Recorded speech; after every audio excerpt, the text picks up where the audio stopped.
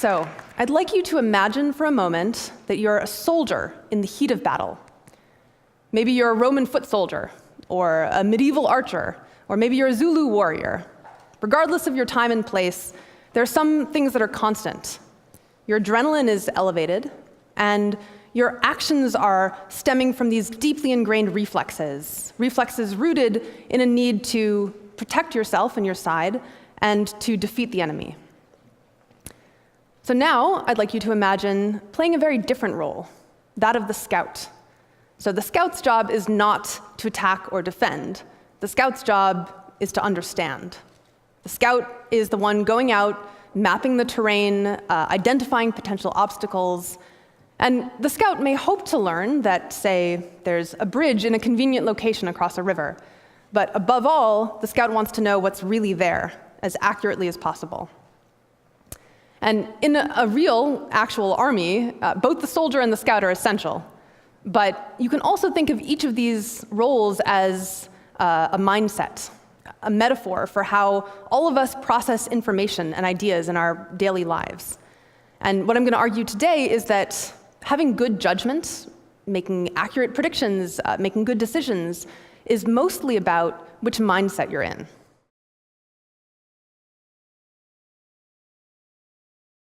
This is a case of what scientists call motivated reasoning. It's this phenomenon in which our unconscious motivations, our desires and fears, shape the way we interpret information. So some information, some ideas feel like our allies, and we want them to win, we want to defend them. And other information or ideas are the enemy, and we want to shoot them down. So this is why I call motivated reasoning soldier mindset. So you might have noticed that when the referee judges that your team committed a foul, for example, you're highly motivated to find reasons why he's wrong.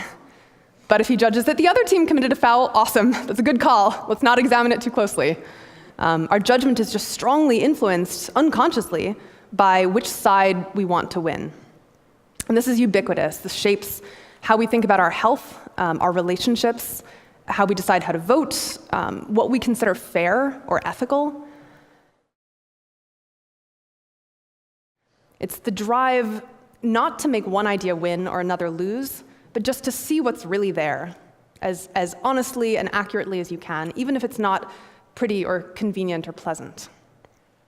And this mindset is what I'm personally passionate about, and what I've spent the last few years examining and trying to figure out what causes scout mindset. You know, why are some people, sometimes at least, able to cut through their own prejudices and biases and motivations and just try to see the facts and the evidence as objectively as they can? And the answer is emotional. So just as soldier mindset is rooted in emotions like defensiveness or tribalism, scout mindset is too. It's just rooted in different emotions. So for example, scouts are curious.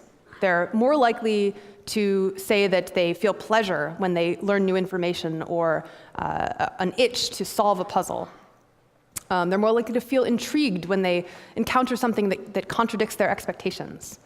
Scouts also have different values. They're more likely to say that they think it's virtuous to test your own beliefs, and they're less likely to say that someone who changes his mind seems weak. And above all, scouts are grounded, which means that their self-worth as a person isn't tied to how right or wrong they are about any particular topic. So, you know, they can believe that capital punishment works, and if studies come out showing that it doesn't, they can say, looks like I might be wrong. Doesn't mean I'm bad or stupid, you know? So these traits, this cluster of traits, is what researchers have found, and I've also found anecdotally, predicts good judgment. And the key takeaway I want to leave you with about those traits is that they're primarily not about how smart you are or about how much you know. In fact, they don't correlate very much with IQ at all. They're about how you feel. So there's a quote that I keep coming back to by Saint-Exupéry. He's the author of The Little Prince. And he said, if you want to build a ship, don't drum up your men to collect wood and give orders and distribute the work. Instead, teach them to yearn for the vast and endless sea.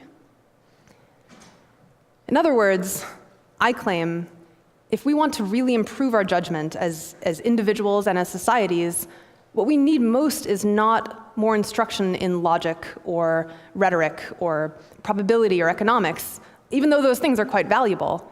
But what we most need to use those principles well is scout mindset. We need to change the way we feel.